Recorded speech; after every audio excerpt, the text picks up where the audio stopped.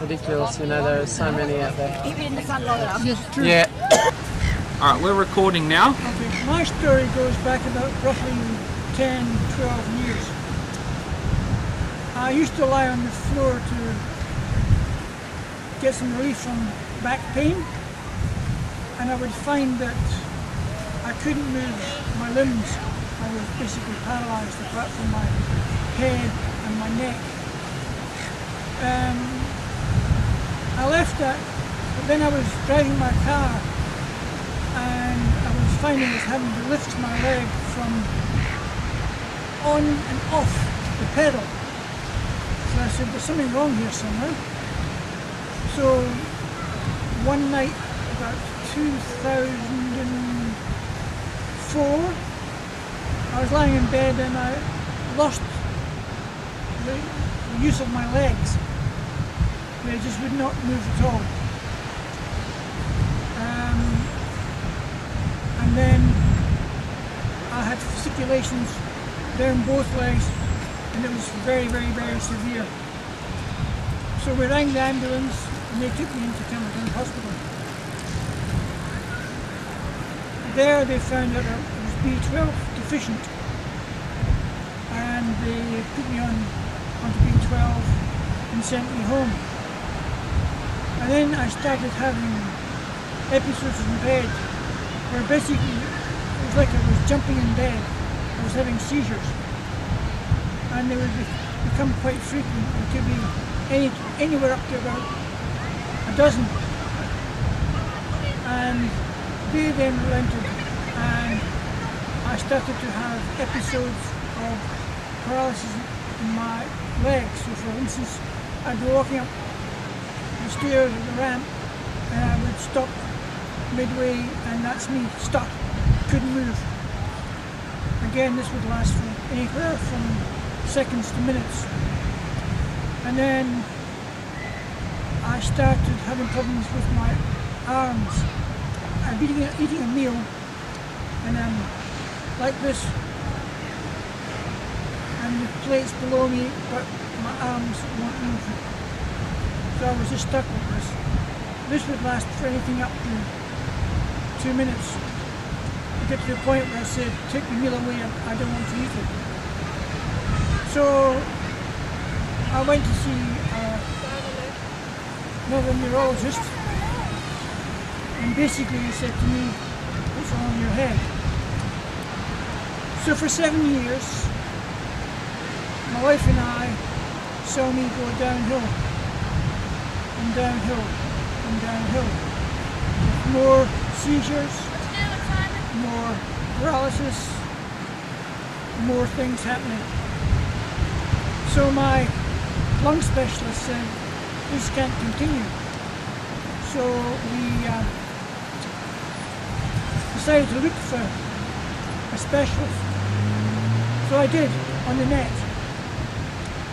So I sent an email to this specialist and said, this is the situation, are you interested in looking at me? She actually was away at the time. When she came back, she got hold of me and said, let's get together. So we did. And I met her in the room at St Vincent's in Sydney. She did all the tests on me. Her opinion at that time was I was suffering from stiff person syndrome, with also probably a touch of Parkinson's and some other neurological condition. So she said, we'll start you on these medications and this should make things okay. They didn't. I went further downhill and further downhill. And then in 2012, I was coming home from Campbelltown to Camden when I said to my wife, I'm not feeling well. So we got to Camden Hospital. By that time I was in a really bad way. Both my legs, feet were inverting from the horizontal to the vertical, and the pain was off the Richter scale. I I was screaming the place down. But they still left me out in that waiting room for quite a while before they finally saw me. But when they did see me, I handed them my neurologist card and said, ring her. She will decide what happens to me. So she did. But she was away on holidays. But her receptionist got hold of her. And then she got hold of the professor of neurology at St. Vincent's. And he took me on. So I was transferred from Camden to Campbelltown and was told I would have to then go through emergency at St. Vincent's. When I got there, one of the registrars saw the condition I was in and immediately said, forget it, put it upstairs to a ward. So they put me upstairs to a ward. They filled me full of drugs. And 3 days, I just don't remember them at all. They just disappeared altogether. Eventually they got me under control. So I was in there for a further 3 weeks. But during that time, because of the drugs, I was unable to wait there. So every time he took me out for a walk, I would just collapse. One person, 2 persons, 3 persons made no difference. My legs would just collapse. So they put me to bed and said, sorry, you can't get out of bed. But I got one thing from them. I had actually taken my own wheelchair with me. They said you can use your own wheelchair. So I did. So after 3 weeks I was transferred to Camden Rehab to learn how to walk all over again. Probably the hardest thing I've ever done in my life. They started me off on the machine, and then from there to a manual walker, and from there to a walker, and that was the situation with me until such times as I was allowed to go home. But even during these times, I was having episodes of seizures. My seizures are quite unique. What happens to me is I am thrown backwards at extreme speed, and they're very, very violent. In fact, just before we came here, I broke my wife's glasses and I went backwards and hit her. So after 5 weeks I went home, still unable to walk properly. It was January of the following year before I was able to walk properly again. And then the seizures started and became more and more frequent. We decided to change the medication. Now, in St. Vincent's, they were arguing whether I had stiff person syndrome or Isaac syndrome. The conditions are quite similar, but they would not give me a definitive diagnosis, although when I was being treated, I was being treated for Isaac syndrome. Then, at the beginning of this year, my neurologist went off on maternity leave and transferred my care to the head of neurology at St. Vincent's. He said, David, I'd like you to come in here for 5 days. I was in there for 17 days.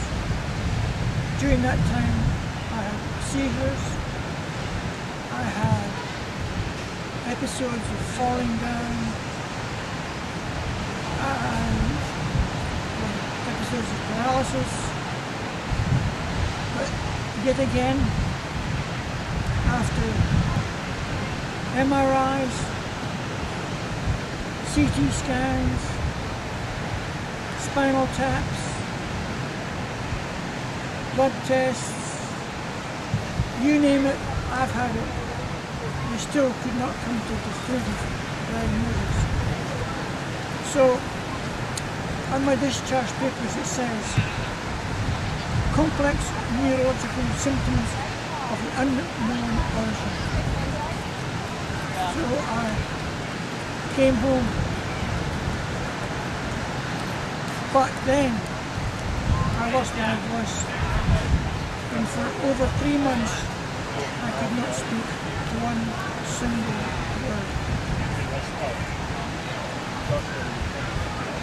Eventually, through a speech pathologist in Canada, we managed to get Liverpool to prioritise me, and I see a speech pathologist there now who is helping me with my speech. They cannot guarantee if my speech will remain or how good it will be, but at least they're helping me. And then I thought, oh, this is great.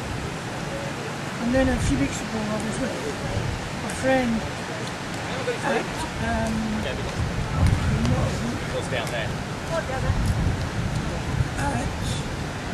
I was with my wife, and we're sitting in the car in Camden, and I was looking, and I saw things double. I said, oh, this is not right.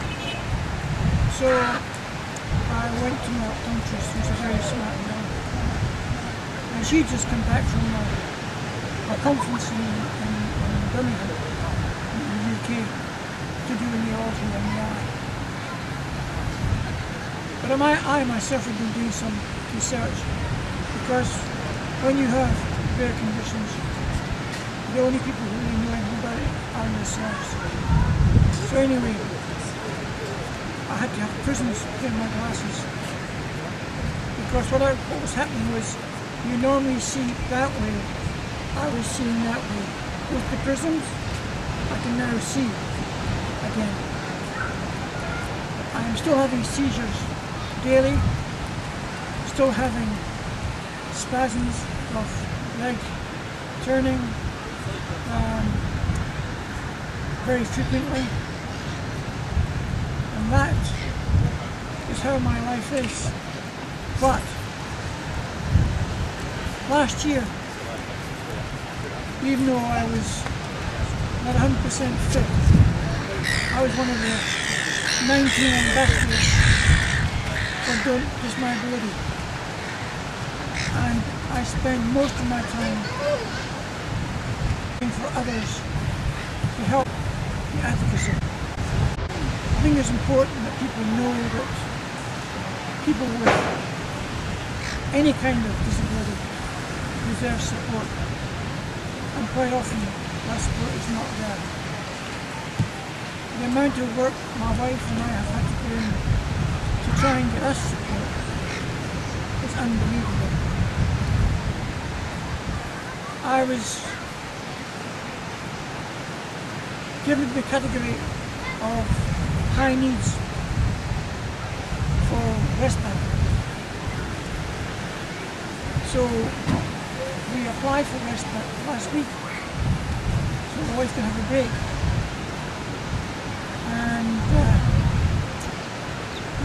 first I found out that our paperwork properly, that I was aggressive because I threw things, but I threw things involuntarily. But then she said, you have seizures, so we can't take you. So we left with nowhere to go, no one to speak to, and it's just my wife and I, and that is our life.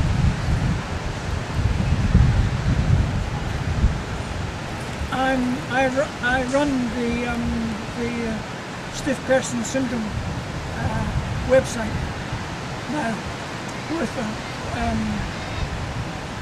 3 other people, and we've got on there now about 860 people, you know, and we talk about what's happening. Yep. And because a lot of it's different for each of us. Nothing's to say. Look, what advice would you give to someone like Benjamin, who's obviously still I mean, his condition is obviously heightening, and I mean, he was diagnosed obviously, you know, 2 years ago. What kind of advice would you give to a person like Benjamin in how to just cope on a daily basis with this condition? I think it's something my neurologist said to me. I mean, this guy's the top of his field. He says, David, you have to stay positive. And you have to. I mean, I've written a piece for Just Might Go Through this year for their blog, and it's called Climbing Mount Everest. I've actually got a copy of it in the car, but I can't release it because I've given it to them, so it's now theirs. But it's basically how you start to climb the mountain. You never get to the top, but you never stop trying.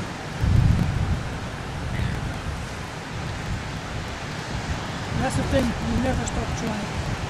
You get higher and higher and higher, and yet you still never get to the top.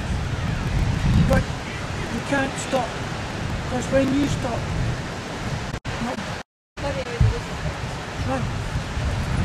you've got to enjoy. What I do is, I mean, I've been disabled now for over 10 years. Long time I have the great privilege of being with my grandchildren from the age of when they were born till now Sam's 14. And the relationship and bond that we have is quite incredible. The amount of people who I've met who have disabilities of varying kinds are inspirational. And you know, in many ways, what I have is a blessing. And I do believe strongly that my faith has helped me to get through, because it is not easy, it is very hard. But you've got two choices. You can go to bed, pull the covers over your head and just stay there, or you can get on with life. I'm on Access Group Council, I'm on the hospital committees. I've just been invited to join another committee called Magic, which deals with in the Campbelltown area, sorry, MacArthur area, of scoring premises for different accessibility and mothers, children, gold, silver, bronze sort of thing. I developed a project 4 years ago called Ramp Up, which I gave to Camden Council, who never used it for every reason under the sun, and yet the other day I got an email saying that Toronto, Canada now